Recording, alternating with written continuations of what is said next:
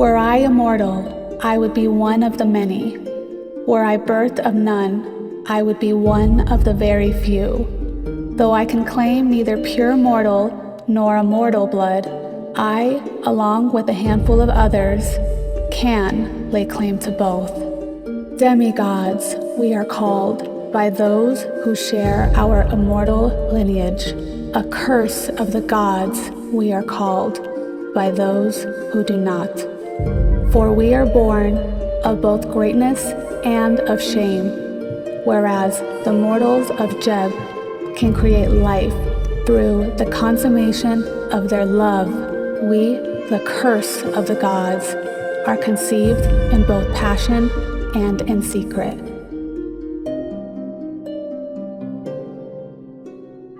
Love is a silly word to an immortal. Most cannot even conceive of it, at least not in the way that a mortal would. And why bother with such trivialities when they can simply take what they want? The land of Jeb is filled with beauty, and that includes the daughters of men, some of whom found themselves seduced by the power and the passion of a god.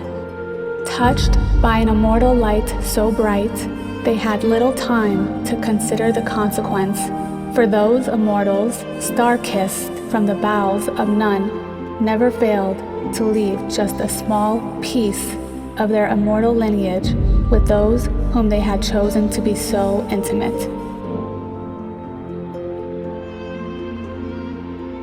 Yet this act of intimacy, which meant less than nothing to an immortal, destroyed the lives and ruined the families of many within the land of Jeb, leaving mortal women to carry their curse alone. Women such as my mortal mother, abandoned out of shame by the mortals she referred to as family, after my father left her with a gift. She was cursed by those who claimed to love her, as if she had the option to choose, as opposed to being chosen. Yet, even if that were the case, who amongst her accusers could refuse an immortal with the power of the stars? I recall so vividly her sadness in my early stage of life, living amongst and as a mortal, always on the move, traveling from village to village as if we could outrun the curse, never realizing that the father I searched for in every village we reached in our travels was not within the land of Jeb, yet rather amongst the stars. And I could see him if only I were to look. As the mortal years wore on, the day came when my mother passed, the day I outgrew the disguise I never knew I wore, as that which was divine in me could no longer stay hidden.